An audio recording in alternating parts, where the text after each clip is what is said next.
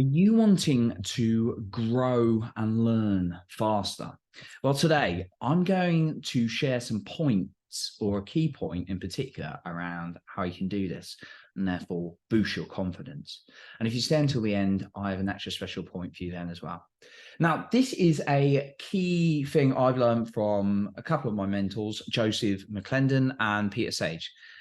And this was the concept was introduced to me. It was learn, teach, do. And as you're teaching, do alongside, of course, right?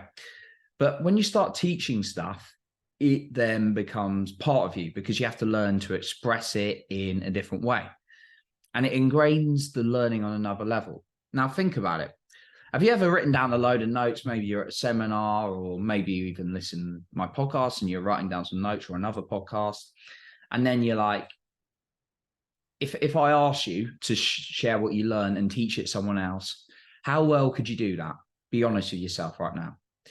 Because I found when you start taking notes and then trying to teach it like to someone else, that's when the learning really starts, because it becomes part of you, because you really understand it on a deeper level. So I've got a few tips around this, and I want to keep this short and sweet because I don't want to overcomplicate the learning and the growing here. But ask yourself, how are you doing with just listening to stuff or passively being there, taking some notes, hearing something and then going off? Now, it's not completely pointless because it's always going into the back of your mind. And if you're listening to positive stuff all the time, that will be having an impact on the back of your mind.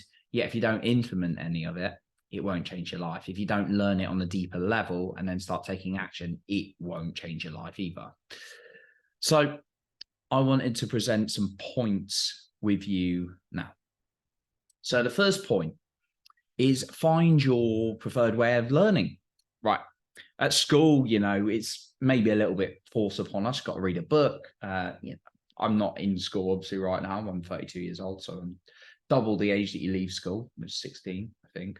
Although I left school at 18 when I finished extra sixth form and went to university. Anyway, we don't need to know Johnny's education history here. So technically I left at uni at 21. But anyway, I don't know the curriculum completely at school and how they teach and stuff. But when I was at school, and I don't feel old by saying that. I know people complain they feel old when they say that, but I don't. When I was at school, there were certain ways of like you read or maybe you listen to some stuff. There may be more ways available. Typically, like we've got to follow certain ways. Now, the great thing about being an adult is you can actually have a bit more choice about how you learn, usually.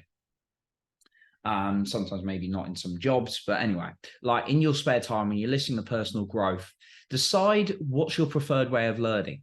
Is it to read a book? Do you really like sitting down and reading a book? I'm personally not, okay, I won't go into that one. But yeah, like I am a reader. I just don't believe in reading while I'm in the gym because I think they're two separate activities. But if you like that kind of thing, that's fine. But yeah, again, it's your own preference.